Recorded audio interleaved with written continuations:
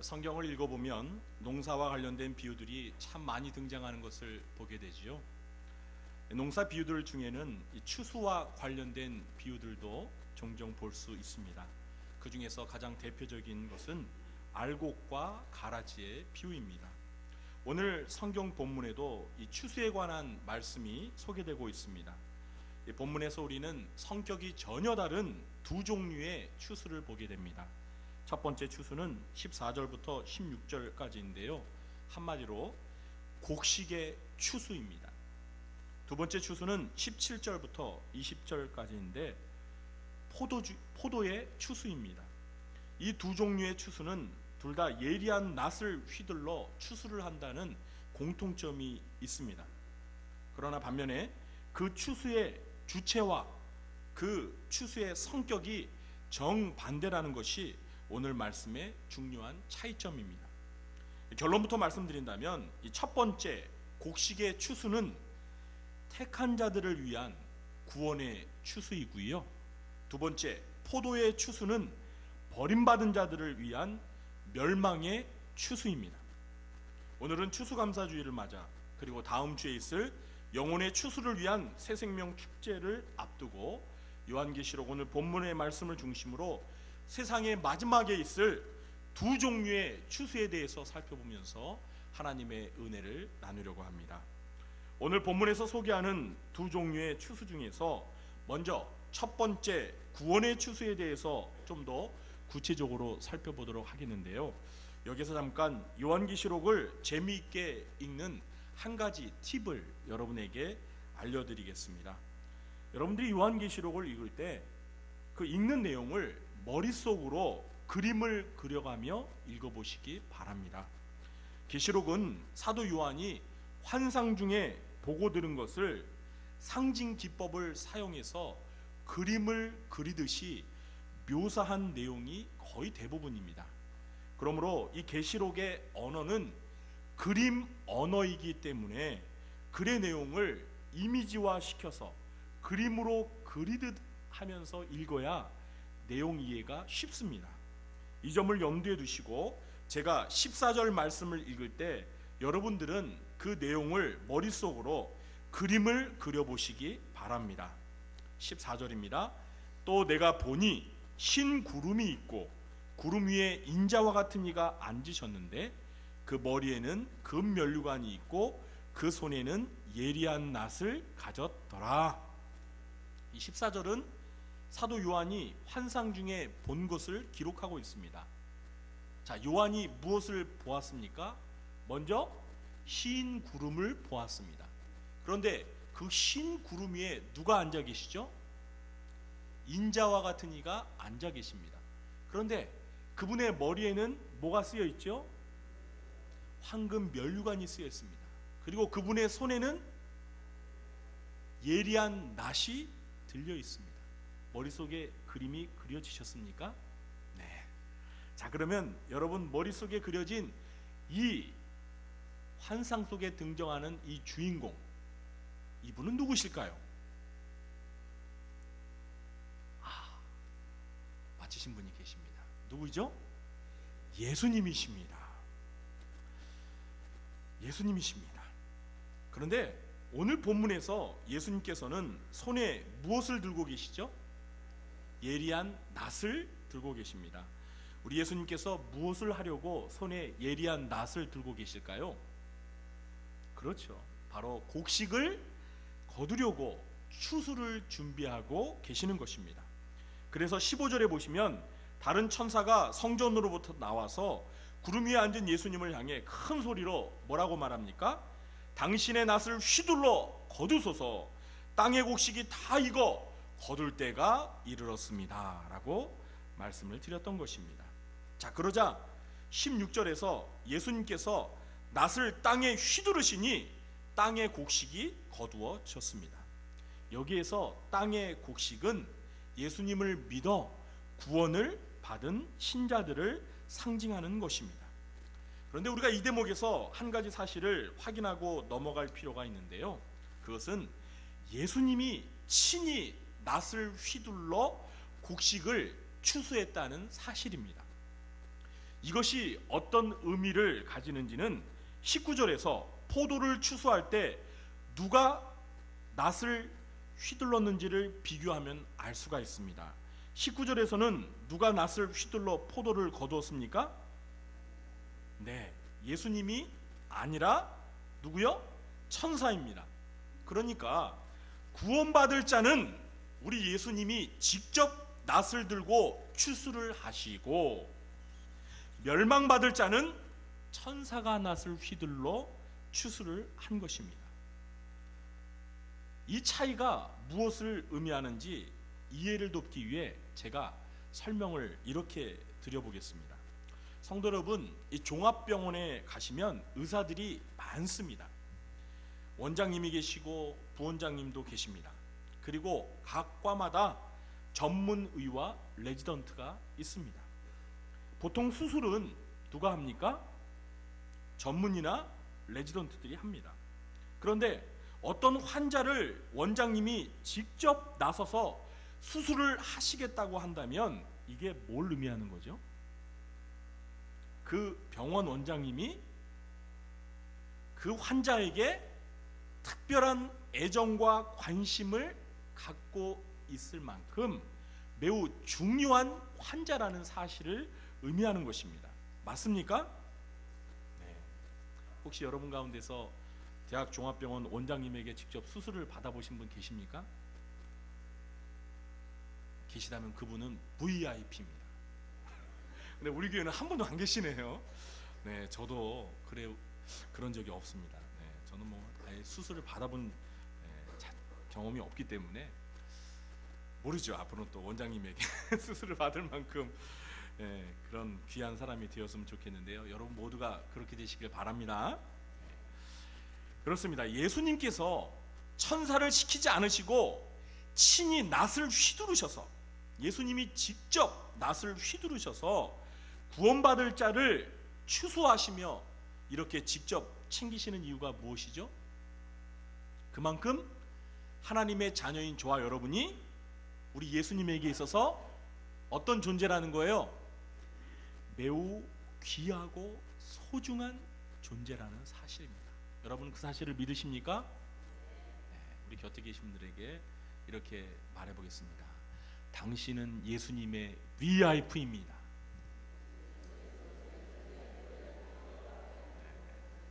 지금까지 모르셨죠? 여러분이 예수님의 VIP라는 걸 모르셨죠? 이제 확실히 아시기 바랍니다. 자, 그럼 두 번째 추수에 대해서 살펴보겠는데요. 이 두 번째 추수는 포도송이를 거두어 드리는 추수입니다. 이것은 앞서 말씀드린 대로 멸망의 추수입니다. 이 두 번째 추수를 첫 번째 추수와 비교해 보면 세 가지 차이점을 발견할 수 있는데요. 첫째는 예리한 낫을 예수님이 아니라 누가 들고 있다고요? 천사가 가지고 있다는 것입니다. 두 번째는 예리한 낫을 휘두르라고 큰 음성으로 말한 자가 이 첫 번째 추수에서는 성전에서 나온 천사였는데, 두 번째 추수의 경우에는 제단으로부터 나온 불을 다스리는 다른 천사라는 사실입니다. 이걸 보면은요, 여러 천사들이 각각 다른 역할을 맡아 수행하는 것을 알 수가 있습니다. 여기서 제단으로부터 나온 불은 심판의 불을 의미합니다. 세 번째 차이점은 낫을 휘둘러 추수한 것이 첫 번째 추수에서는 무엇이었죠? 땅의 곡식이었습니다. 자, 두 번째 추수의 경우에는 무엇입니까? 땅의 포도송이입니다. 첫 번째 추수에서 땅의 곡식이 무엇을 상징한다고 말씀드렸죠? 구원을 받을 하나님의 자녀들을 상징한다고 말씀드렸습니다. 이 두 번째 추수에서 거두어들인 포도송이는 과연 누구를 가리킬까요? 네? 네? 잘 모르시겠습니까? 이 포도송이는 구원받지 못할 사람들을 가리키는 것입니다. 그 사실을 19절을 보면 금방 알 수가 있습니다. 우리 19절 말씀을 한 목소리로 읽어보겠습니다. 천사가 낫을 땅에 휘둘러 땅의 포도를 거두어 하나님의 진노의 큰 포도주 틀에 던짐에 천사가 낫을 휘둘러서 땅에 포도를 거두 어디에다 던졌다고요? 하나님의 진노의 큰 포도주 틀에 던졌습니다. 여기에서 진노라는 단어가 이 포도송이의 정체를 이해하는 열쇠입니다. 이 포도송이는 구원받을 하나님의 백성이 아니라 하나님의 진노를 받아 멸망을 당할 죄인들을 가리키는 것입니다. 사실 오늘 우리가 본문에서 좀 눈여겨봐야 할 장면은 마지막 20절입니다. 20절은 멸망을 당할 자들을 향한 하나님의 진노가 구체적으로 어느 정도의 범위와 규모가 되는지를 보여주고 있습니다. 우리 20절 말씀도 한 목소리로 읽어보겠습니다. 성 밖에서 그 틀이 밟히니 틀에서 피가 나서 말 굴레까지 닿았고 1600 스타디온에 퍼졌더라. 아멘. 이 20절 말씀을 제대로 이해하시려면 두 가지 표현의 의미를 정확히 이해하셔야 합니다. 첫 번째는 피가 말 굴레까지 닿았다라는 것입니다. 여기서 말 굴레는 말 머리에 씌우는 장비입니다. 말 굴레까지의 높이는요, 대략 땅에서 1m나 1m 50 정도 됩니다. 그러니까 포도주 틀에서 흘러나온 피의 양이 땅에서 말 굴레 높이 약 1m나 1.5m 정도까지 이렇게 높이 흘렀다는 것입니다. 여러분 머릿속으로 상상을 해보세요. 두 번째는 피가 1600 스타디온에 퍼졌다라는 표현을 이해하셔야 되는데요, 여기에서 스타디온이라는 것은 거리를 재는 로마의 단위입니다. 1스타디온은 약 192m입니다. 그러니까 약 200m 정도 되는데요, 그러니까 1600 스타디온은 계산이 되시나요? 대략 300km나 되는 아주 먼 거리입니다. 우리 구리에서 300km 정도 되면 한 어느 정도 되죠? 부산까지는 못하고 한 대구 정도까지 됩니까? 네. 여러분 머릿속에서 연상이 되십니까?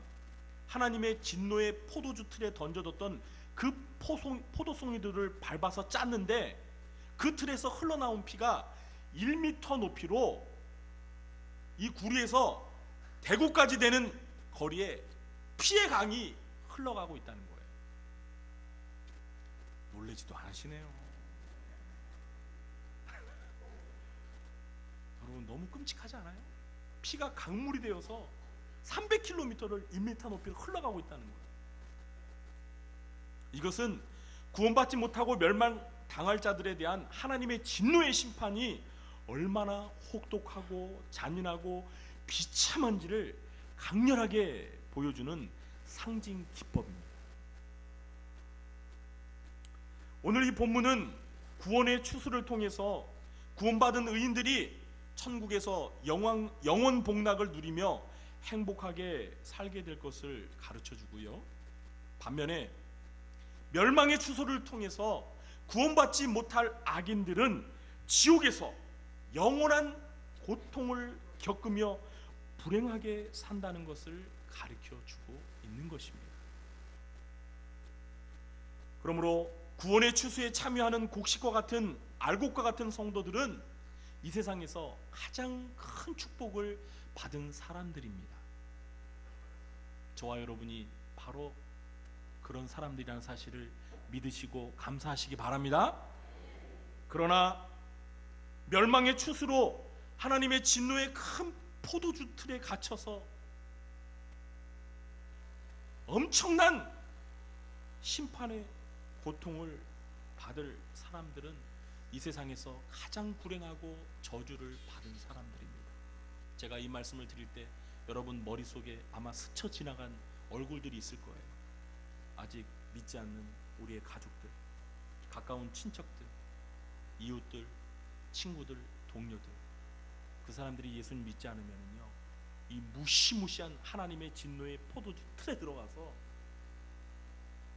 엄청난, 아니 영원한 고통을 지옥에서 겪게 될 거예요.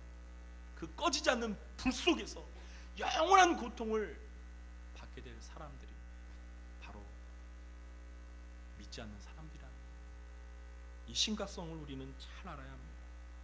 사랑하는 성도 여러분, 그러므로 우리는 하나님의 사랑을 거절하고 주 예수 그리스도를 믿지 않는 자들에게 은혜의 복음을 전함과 동시에 하나님의 두렵고 무서운 심판을 받지 말라고 진지하게 경고를 할 필요가 있습니다. 어떤 면에서는 우리 전도자들은 천국의 복음을 전하는 과정에서 예수님을 안 믿는 사람들에게 먼저 그들이 하나님의 심판을 받아 마땅한 죄인이라는 사실과 그 심판의 두려움에 대해서 알도록 강하게 어필할 필요가 있습니다. 여러분, 우리가 내비게이션을 켜고 운전을 하다 보면 사고가 많은 구간에 접어들기 전에 내비가 뭐라고 말을 하죠? 사고 다발 구간입니다. 안전운전 하시기 바랍니다. 물론 좀 상냥한 여성의 목소리로 말하겠죠. 이런 위험을 알리는 경고성의 메시지를 미리 반복해서 알려줍니다. 그러면 운전자들은 그만큼 주의해서 안전운전을 함으로써 사고를 예방하게 되는 것입니다. 사도행전 2장을 보면 오순절날 성령의 충만을 받은 사도 베드로가 예루살렘에 모여든 사람들을 향해 전도 설교를 하는 장면이 나옵니다. 이때 베드로는 이 설교에서 이스라엘 사람들이 하나님이 보내신 메시아 하나님의 아들을 거부하고 십자가에 못 박아 죽인 죄를 아주 적나라하게 고발하고 있습니다. 그런데 베드로의 설교가 마친 후 사람들의 반응이 어떠했습니까? 사도행전 2장 37절 이하의 말씀을 보면 이 사람들이 베드로의 설교를 듣고 마음에 찔려서 사도들에게 우리가 어찌할꼬, 우리 좀 살려달라고, 우리가 이렇게 하나님의 아들 메시아를 십자가에 못 박아 죽였는데 우리가 이 죄를 용서받으려면 어떻게 해야 되냐고 막 달려들어서 막 가르쳐달라고 했습니다. 그러자 베드로가 뭐라고 말했습니까? 회개하여 예수 그리스도의 이름으로 세례를 받고 제사함을 받고 이 패역한 세대에서 무엇을 받으라? 구원을 받으라 라고 권면을 하자 그날 세례를 받고 신자가 된 사람의 수가 몇 명이었습니까? 3,000명이었습니다. 몇 명이요? 우리 교회 성도님들은 놀라지도 않아요. 30명이 아니라요 3,000명이에요. 3,000명. 오늘 우리 교회는 세례 받으신 분들이 3명이에요. 근데 오순절날 베드로 설교를 듣고 3,000명이 구원을 받은 줄 믿으시기 바랍니다. 물론 이와 같은 일은 아주 원색적인 복음이 선포될 때 사람들의 심령에서 책망하시는 성령의 역사로 나타난 구원의 결과인 것입니다. 그러므로 우리는 전도의 현장에서 하나님을 믿지 않는 사람들에게 그들의 죄와 그에 따른 심판에 대하여 전하는 일을 주저하지 말아야 합니다. 사람들의 반응과 결과를 두려워하지 말고 성령님께서 불신자들의 심령에 회개의 역사를 일으키시도록 기도하면서 복음을 전하게 될 때 예리한 낫을 들어 구원받을 자들을 직접 추수하시는 우리 주님의 구원 역사를 보게 될 것입니다. 이제 말씀을 맺겠습니다. 오늘 우리는 계시록의 말씀을 통해서 예수께서 재림하시는 마지막 추수의 시대에 있을 두 가지 종류의 추수에 대해서 살펴보았습니다.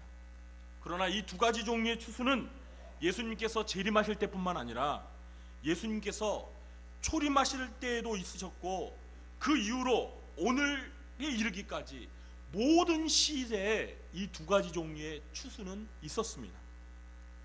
그리고 지금 현재 우리가 사는 이 시대에도 이 두 종류의 추수는 전도의 명령에 순종하여 예수의 증인으로 복음을 전하는 전도자들의 수고와 헌신을 통해서 진행되고 있습니다. 잘 아시다시피 복음서를 보면 우리 예수님께서는 추수할 곡식이 많되 추수할 일꾼이 적다고 안타까워하시는 모습을 보게 됩니다. 그래서 주님은 추수하는 주인에게 청하여서 추수할 일꾼들을 보내주소서 이렇게 말씀하셨습니다. 사랑하는 성도 여러분, 추수할 일꾼이 누구일까요? 추수할 일꾼이 누구일까요? 바로 복음을 듣고 먼저 예수를 믿어 구원받은 저와 여러분이 바로 추수할 일꾼들입니다. 믿으십니까? 오늘 추수감사주일과 다음 주에 있을 새생명 축제 주일을 맞아 풍성한 추수의 결실이 맺어지고 우리 구리중앙교회에도 이번 새생명 축제에 구원받은 영혼들의 수가 넘쳐나서 큰 기쁨의 추수가 이루어지기를, 멸망의 추수가 아니라 구원의 추수가 이루어지기를 주님의 이름으로 간절히 축원합니다. 기도하겠습니다. 하나님 아버지, 오늘 계시록의 말씀을 통해서 두 종류의 추수에 대해 살펴보았습니다. 하나님, 저희들을 사랑하셔서 예수 믿고 구원받아 하나님의 자녀가 되어 구원의 추수에 들게 해주심을 감사합니다.